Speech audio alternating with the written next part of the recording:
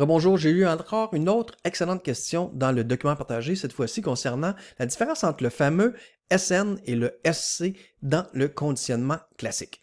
Je sais que dans le cours, je vous ai dit, écoutez, c'est toujours la même chose, ça. C'est vrai que c'est toujours la même chose qu'on écrit à ces deux éléments-là, comme c'est toujours la même chose qu'on écrit à RI, la réponse inconditionnelle, et la réponse conditionnelle.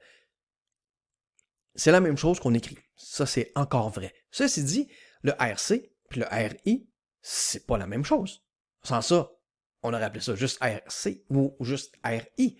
Puis SN et SC, même chose. Oui, on écrit la même chose, mais les deux concepts sont des concepts différents. Sans ça, on aurait appelé ça S, je sais pas quoi. Puis ça aurait été juste un S, et pas SN puis SC. Alors, question super pertinente, comment on fait pour les différencier ces deux affaires-là? Bon. Première des choses, continuer à toujours écrire la même chose, physiquement copier-coller la même chose à SN et à SC, ça reste toujours vrai, puis à RC, puis à RI, copier-coller, c'est encore vrai. Bon. Alors là, pour rendre ça plus concret, je vous prends un vrai cas ici, encore tiré du formatif de JA. On se rappelle, conditionnement classique, c'est pour expliquer une émotion, pas un comportement, une émotion. OK, parfait. Puis, tout comme le conditionnement opérant, un conditionnement, ça veut dire que c'est une réponse préprogrammée, comme un programme informatique. Okay? Celui-là, comparativement au conditionnement opérant, a quelques lignes supplémentaires de code. Bon, mais ça revient au même, c'est encore des S, des R. Bon, parfait. Alors, exemple, Gia est triste parce qu'il pense que personne ne l'aime lorsque les enfants de la maternelle ne lui donnent pas de qualité. Bon, si on veut expliquer le comportement là-dedans, il n'y en a pas de comportement. C'est une émotion. Il est triste parce qu'il pense que blablabla. Il n'y a pas de comportement. C'est pas J.A. part courant de la classe, J.A. saute sur un collègue, sur un ami de la maternelle, puis le frappe. Ça, c'est des comportements. Là, c'est une émotion, il est triste. Bon, parfait.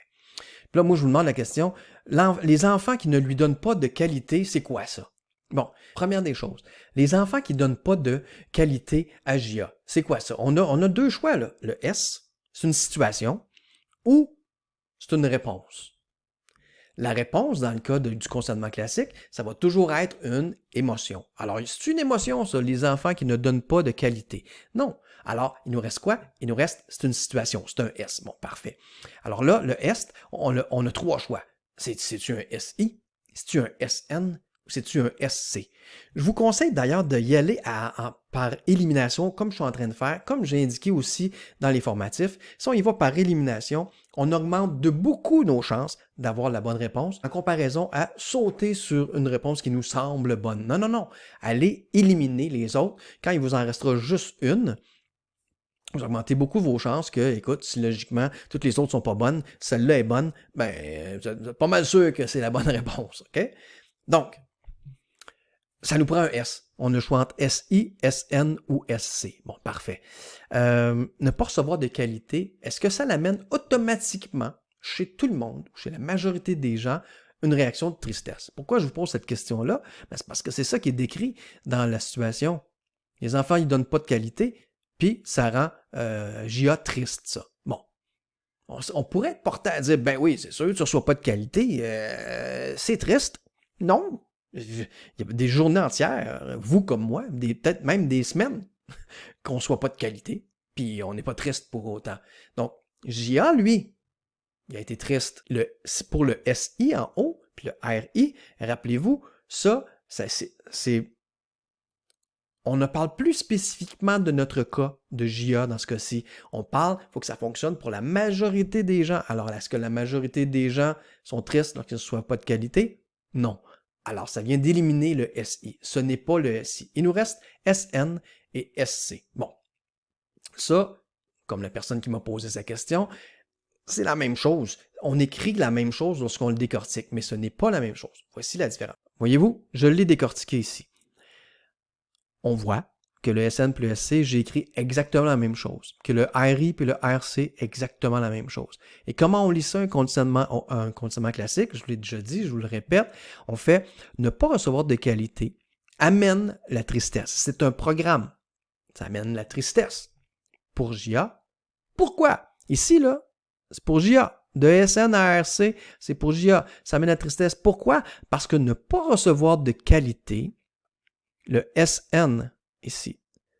Pour JA, lui, il a associé ça à personne ne m'aime.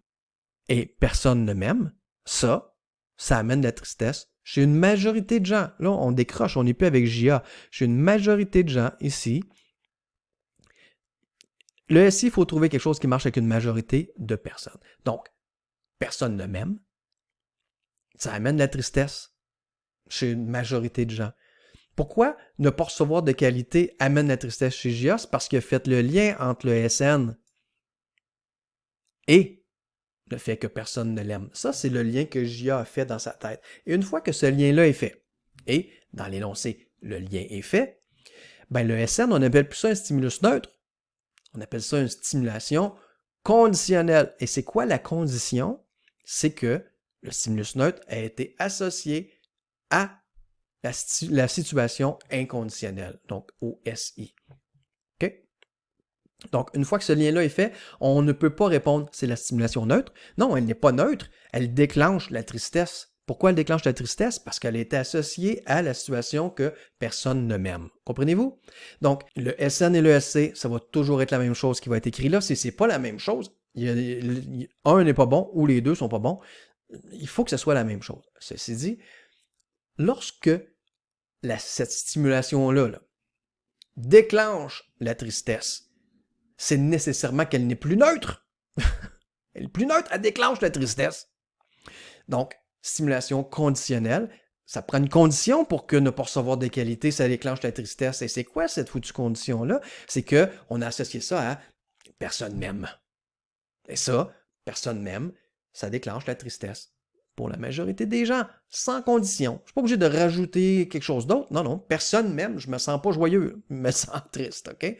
Puis vous aussi, puis n'importe qui, majoritairement, de penser que personne ne nous aime, ça nous rend triste. Bon, alors, même relation entre la réponse inconditionnelle et la réponse conditionnelle. Physiquement, vous voyez que c'est toujours la même chose qui va être écrit aux deux. Mais c'est quoi la différence entre les deux? Ben, c'est une différence théorique. La tristesse, lorsqu'elle est déclenchée par le fait de ne pas recevoir de qualité, on l'appelle la réponse conditionnelle. Pourquoi? Parce que ça prend une condition pour que ne pas recevoir de qualité déclenche la tristesse. Et cette condition-là, on la retrouve en haut ici. C'est la situation inconditionnelle. La condition, il faut que la stimulation ici, le ne pas recevoir de qualité, pas celle-là, la stimulation neutre, ne pas recevoir de qualité, lorsque c'est associé dans la tête de la personne à quelque chose qui s'appelle la situation inconditionnelle ici, que personne ne m'aime, là, on a la condition pour que cette stimulation-là ici, conditionnelle, ne pas recevoir de qualité, déclenche la tristesse. Que là, à ce moment-là, on ne va pas appeler la réponse inconditionnelle, on va l'appeler la réponse conditionnelle. Parce que dès qu'on n'a plus cette condition-là, dès que dans la tête de la personne, par exemple après une thérapie ou après réflexion elle-même ou après de nouvelles expériences, ne pas recevoir de qualité, ça fait plus le lien dans sa tête avec personne même, mais ça fait le lien avec autre chose. Ben là, ne plus recevoir de qualité n'amènera plus la tristesse. On l'a vu avec JA. Risquer le rejet, une fois sa thérapie qui s'est faite à lui-même, ben, risquer le rejet, ça y apportait plus de la tristesse, ça y apportait de l'excitation. Comment ça? Écoute, risquer le rejet, ça n'apporte pas de l'excitation à tout le monde, ça. Ça prend une condition. Puis la condition, c'est lorsque JA a associé un risque ici d'être rejeté à quelque chose comme, je sais pas moi, la possibilité de changer de changer un non en oui. La possibilité de changer un non en oui, d'accéder à ses souhaits, de réaliser nos rêves, ça apporte de l'excitation. Hein? Accéder à nos rêves, ça apporte de la joie. Fait que Si JA, lui, dans sa tête, il a associé le fait d'un risque de rejet à la possibilité d'accéder à ses rêves, ben maintenant, le risque de rejet fait en sorte que JA vit de l'excitation ou de la joie. OK. Toutes les programmations sont possibles. OK? Bon, si on en fait une petite dernière pour s'assurer que vous comprenez bien, on a ici le stress associé au fait de vivre une humiliation en public. C'est quoi ça? Bon, le stress associé, je ne vois pas de comportement là-dedans. C'est donc une émotion. Fait qu'on va l'expliquer avec un conditionnement classique. Jusqu'ici, tout va bien. Alors, là, on se demande, le stress. Le stress, c'est quoi? Ah, le stress, c'est une émotion. Alors là, on a le choix. C'est une émotion. Alors, c'est la réponse inconditionnelle ou c'est la réponse conditionnelle? Bien sûr, quand on va le décortiquer, on va écrire le stress à ces deux choses-là. Pareil. Mais ça ne veut pas dire que parce qu'on écrit la même chose, que les deux veulent dire la même chose. Alors ici, la réponse inconditionnelle, ça veut dire que c'est la réponse qui est déclenchée par la situation inconditionnelle et ça prend aucune condition pour déclencher ça. Alors, si on prend notre énoncé, le stress associé au fait de vivre une humiliation en public, c'est quoi? Là, on a juste deux morceaux, humiliation en public puis stress, n'est-ce pas?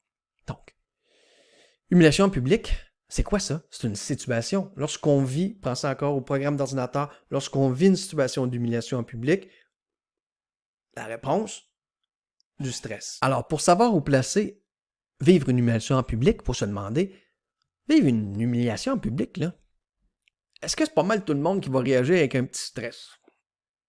Moi, je dirais que pas mal oui. Donc, l'humiliation en public, c'est la stimulation inconditionnelle qui déclenche chez la majorité des gens la réponse inconditionnelle. Et Vlan, vous avez déjà répondu à la question, le stress, c'est la réponse inconditionnelle. Si on veut le décortiquer plus en détail pour JA, c'est quoi la situation neutre? Une situation donc qui ne va pas déclencher automatiquement de stress chez les gens, sauf ceux qui vont avoir associé cette situation-là au fait de vivre une humiliation en public. Voyez-vous? Alors moi, j'ai inscrit ici dans le corrigé que personne ne lui dise de qualité. Ça, c'est neutre. On l'a vu juste avant dans la vidéo. Je pourrais réagir avec une émotion neutre. Je pourrais réagir avec de la colère. Je pourrais réagir avec de l'humour. J'ai plein de réactions émotionnelles que je pourrais avoir face à la situation que personne ne me donne de qualité. Bon, parfait.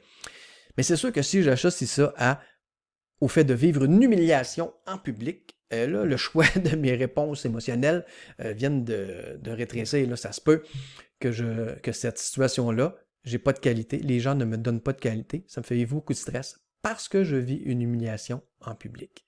Voyez-vous? Alors, le stress dont on parle dans l'exemple, ce n'est pas le stress ici. Ce n'est pas la réponse ici. Parce que il n'y a pas de mention dans l'énoncé de ce que j'ai inventé ici pour l'exemple. On n'en a pas de situation neutre dans l'énoncé, on n'a pas de situation conditionnelle non plus. On fait juste nous dire le stress relié à l'humiliation en public. Donc, étant donné qu'on a convenu, nous, que de vivre une humiliation en public, ça déclenchait automatiquement le stress chez la majorité des gens, on vient d'éliminer les autres réponses possibles, qu'il y en avait juste une, que c'était la réponse conditionnelle ici. Alors voilà, j'espère qu'avec ces explications supplémentaires-là, vous allez être capable de décortiquer n'importe quel conditionnement classique, expliquer n'importe quelle émotion et pouvoir aussi corriger des conditionnements classiques que moi, je pourrais vous donner à l'examen pour voir est-ce que tous les éléments sont là, est-ce qu'il y en a qui sont moins bons que d'autres, pour pouvoir les corriger comme je vous demandais de faire dans ce formatif-là. Alors au plaisir. Ciao.